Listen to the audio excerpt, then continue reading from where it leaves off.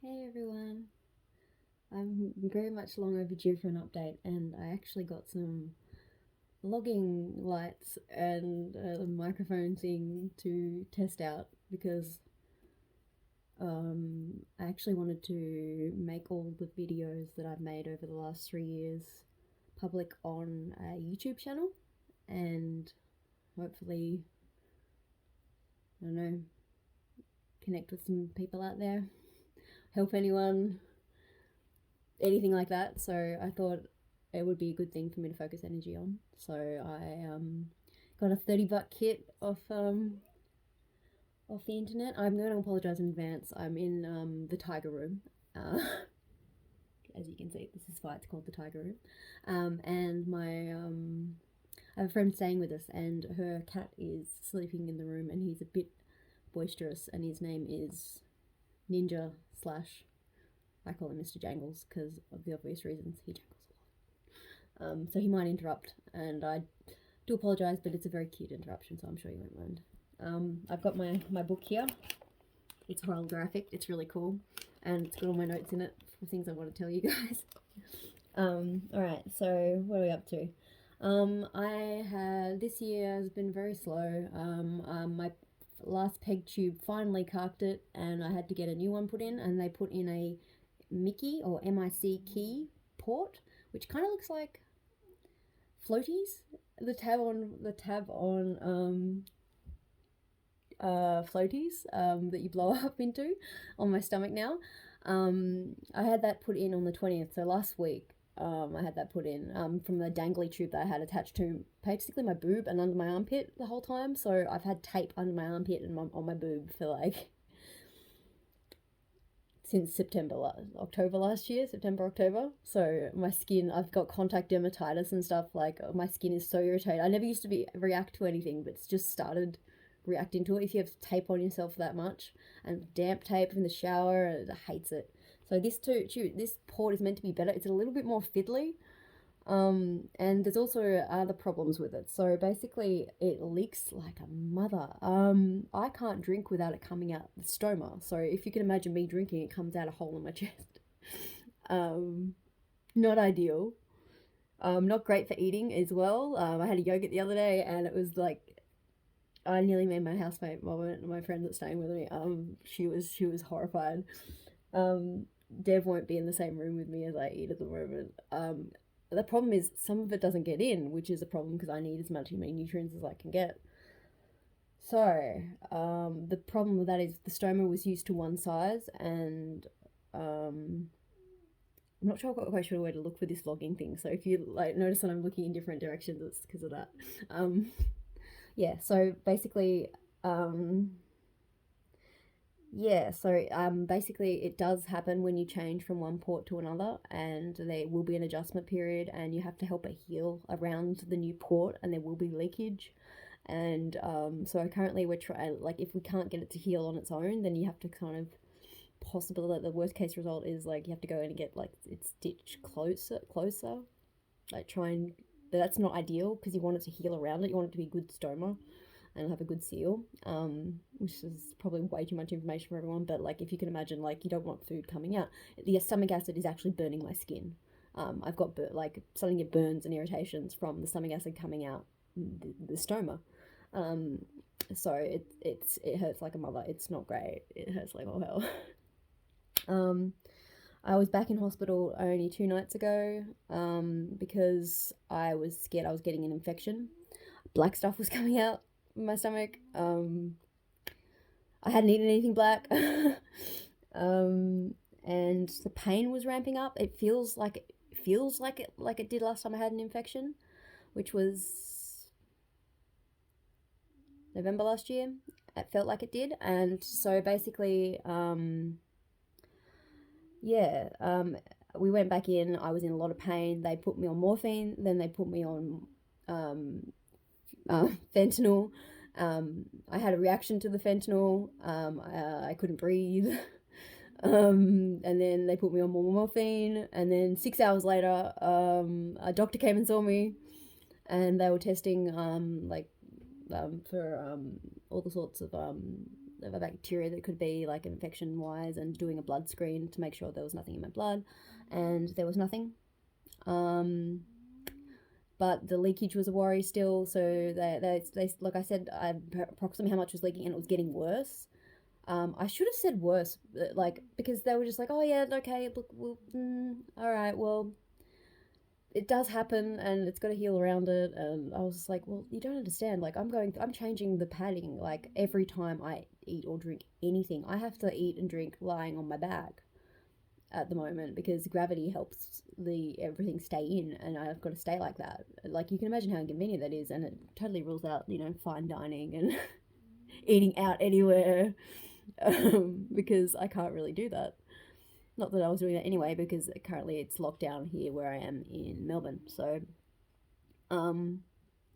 yeah, so basically the pain was due to, one, it's burning and it's hurting and it's very sensitive, and two, my neuropathy's playing up. So the nerve damage that I've got from my vitamin deficiencies, my B group vitamin deficiencies, that has caused permanent nerve damage, and it's still not stabilized yet. I'm still not there nutrient wise, so it's still getting worse, though it's not getting worse as fast as it was before.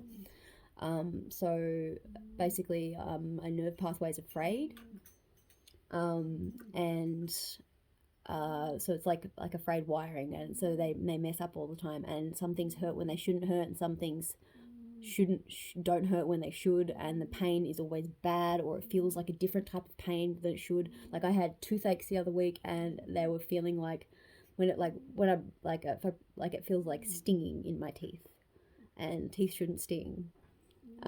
Like stinging instead of an aching. So my body just does different types of pain, mistakes things are different types of pain.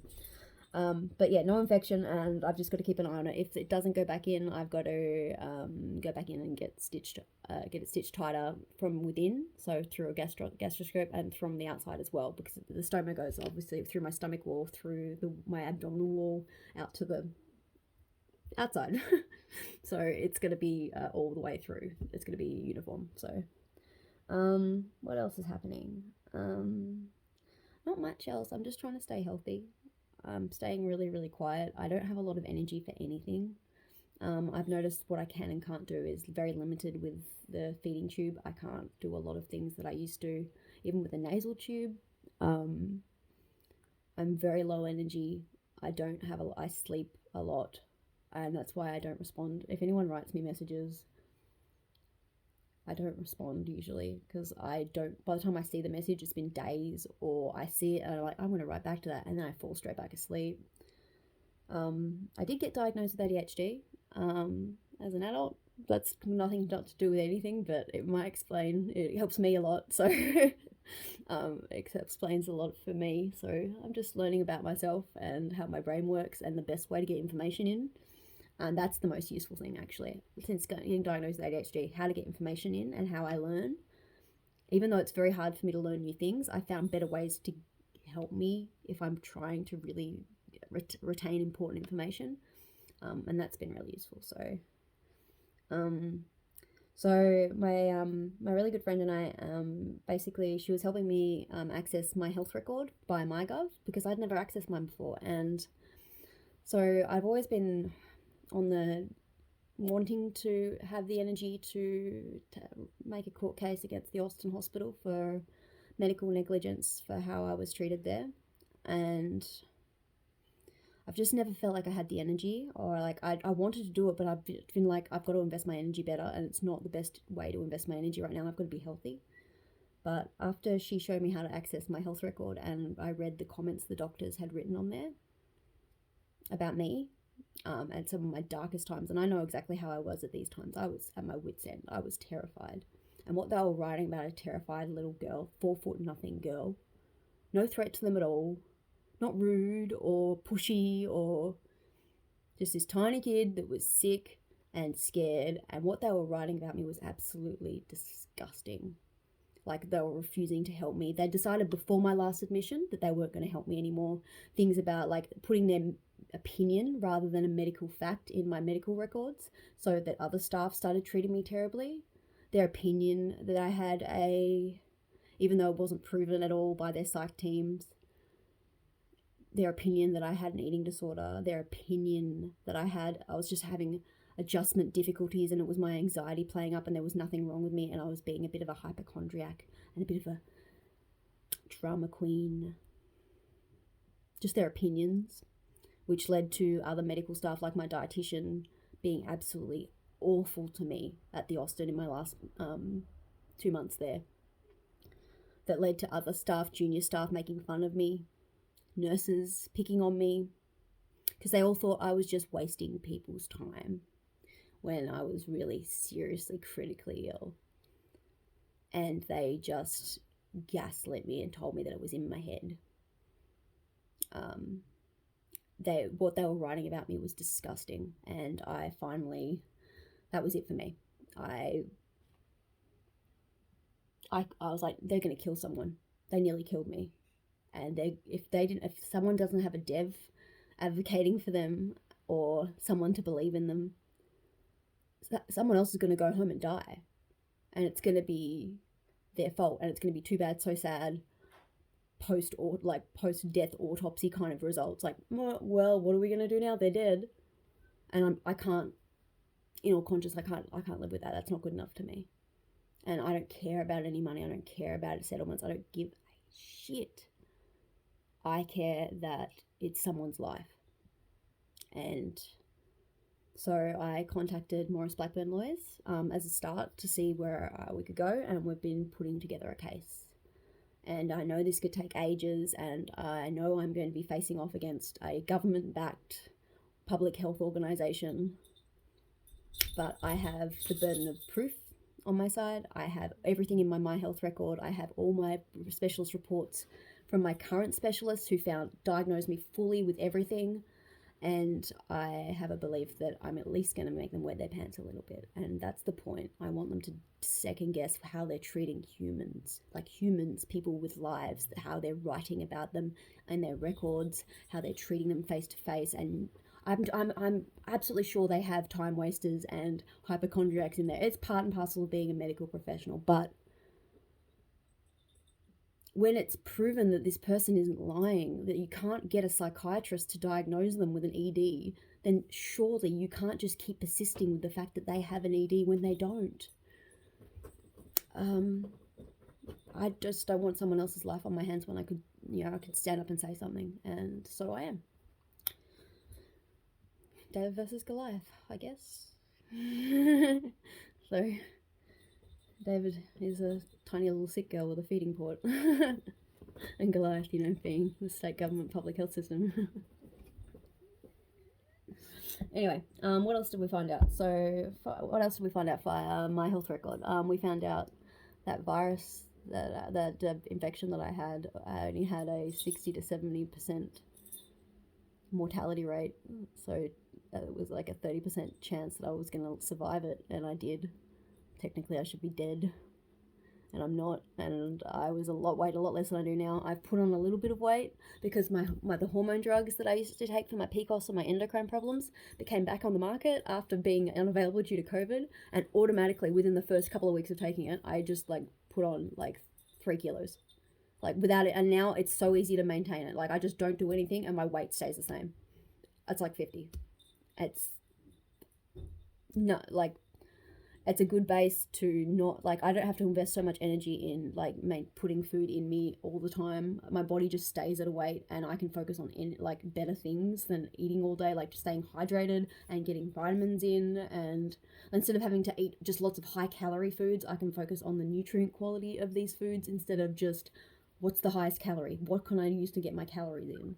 Instead of trying to eat, sugary, bloody nothing food, but just that has the calories, I can focus on less calorie dense, more nutrient dense food, which is what I need.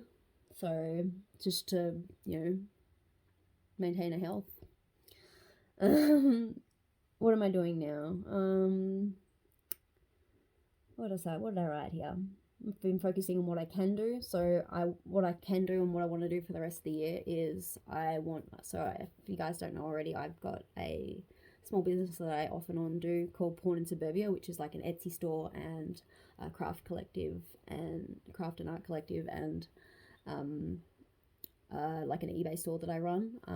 But I've been realizing my limitations with that, being ill, and how I could do less and less. And now I sort of know what my limitations are going forward, and what my capabilities are, and how I can alter these things so I can have something really fulfilling and a really good outlet like porn and suburbia. So I do things like resin, and do things like a polymer clay. I do things like ceramic clay, ceramic firing clay. I do things like sewing, applique, alterations, upcycling, and a very, very big focus on repurposed and reused materials. And I do things like I sell secondhand like hobbies items and trinkets and vintage collectibles and clothing that I upcycle. I do fabric painting. I do screen printing. I do jewelry making. I do, like, you can basically name it and you can do it in my studio. I love it so much. I do, what else do I do? I've been into repurposing jewelry and upcycling jewelry, and old broken items from like car sales and markets and the op shop, and with new and repurposing them and mixing them in with new parts that I found to make sun catchers, wall hangings, mobiles. I'm about to embark on a project with my friend's about to have a baby, and we're redoing the baby room. So we're getting sort of like upcycling some furniture and repurposing, doing some Kmart hacks, I guess you'd call them, with some lovely like sort of geometric Art Deco contact and like paints. And I'm like reupholstering a chair for her, so for Freed's chair, and I've gotten some really cool handles and stuff online. So I do lots of things like that. I used to sew for 20 years. I've been a sewer, and since sewing is very, very multi sort of faceted, multitasking sort of activity. You're doing 10 things at once all the time. My brain doesn't work like that anymore since the sort of degradation of the cognitive processes and through the vitamin B group plus other deficiencies. So I can't multitask really anymore. I can't deal with complex equations or situations in my head. It's like my brain just freezes and I have to reboot it. And so it really stresses me out, trying to make my brain work in ways that it doesn't work anymore. So I've had to sort of give up on the complex sewing that I used to do. I used to go to RMIT and study, I started an associate degree in fashion design technology at RMIT, and I was so proud of that. And before that, so seriously, for 20 years, I can design. I've made ball gowns, I've made pajamas, I've made couch covers, I've made whatever you can think of. I also do millinery as well. I make I make crowns, tiaras, and headdresses as well, which is a really big thing I love doing. Like, yeah. So I also hope by the end of the year, my art studio, which is very, very big, it's about the size of most people's living rooms. My living room is smaller than my art studio. I've got a nice big table set up in the middle of it, and I started off doing a crafternoon with a dear friend of mine, as a part of women connecting and mental health and like sort of like peer counseling as well as skill sharing. And we started that, and from that, I'd never thought of myself as a teacher, and she said I've really helped her in regards to having somewhere a safe space that she can talk and unjudged and just be who she is without the tag of mother or wife. She's just her. And I was hoping to maybe start small, like maybe 5 to 6 people sessions of craft classes or craft sessions under the Porn and Suburbia brand. So like I'll have different themed ones, and maybe I'll have every now and then I'll just do a potluck, like whatever you feel like doing. If you can do it in my craft room, you have this whole session to do it, and I'll help you however you'd like, and I'll just sit back and instruct whatever you'd like me to instruct you on one-on-one, and you just go to town and utilize any material you want. And so I'm hoping to have craft classes, and I was going to hopefully stream them as well online via the Porn and Suburbia Facebook page and on YouTube as well. I'm going to have a separate channel. So I'm going to hopefully have a YouTube channel by the end of the year with all my health stuff, which is all the videos I've been making and showing all you guys since 20. Some of you guys have been like literally just yabbering onto in front of a camera since 2018. And then I'll have one for craft as well, craft and arts and instructional videos and stuff like that. So just to keep me occupied, just to focus on what I can do and not what I can't do and what I'm not doing. Everyone's worrying about lockdown, and I'm just like, well, it's not like I'm doing much difference, except now the op shops are shut and I can't go to those every now and then. Yeah, and what's my other goal for the end of the year? Apart from relaunching my Etsy store as well, which I have. It's been on holiday since last year because I just haven't figured out how to use my capabilities and my limitations and make that work. And it's something that I'm proud of doing. I feel like I'm still giving my all to, and still is something that I can be proud of. Also, getting on NDIS. That's the other thing I want to do. So if anyone has any idea about getting on NDIS and assistance there, or if anyone has any experience with Mickey or MIC key, G-tube, peg feeding, anything like that, anything you can tell me, because that's brand new with me and it's still really fiddly and I'm still not down with it. It's different to my dangly other peg tube and I need help. So if anyone out there knows anything, has any tips, knows a friend, and you can give me some tips, that would be amazing because I have training wheels on. I want to thank people for tagging me and like thinking of me now and then, and I'm really sorry that I'm really shit at writing back or responding, and I hope you'll forgive me and my lack of energy and my lack of being able to maintain energy and sleeping all the time. My family hates it too. Everyone hates it. I hate it. I hate not being able to be me. I hate limitations on who I am, and sleeping all the time and having no energy is part of that. And I will live with it. There are worse things. But yeah. So thank you for being wonderful humans. Thank you for thinking of me, and I will try to be in touch more regularly. And once I launch finally this YouTube channel with all my videos together, hopefully in some sort of resemblance of chronological order, you guys are going to be the first to know. And if it wasn't for you guys, I wouldn't be doing it at all. So it's because you guys believe in me, and when I can't believe in myself, and it's really, really important. And thank you. You guys are wonderful. Be good to each other, please. Bye.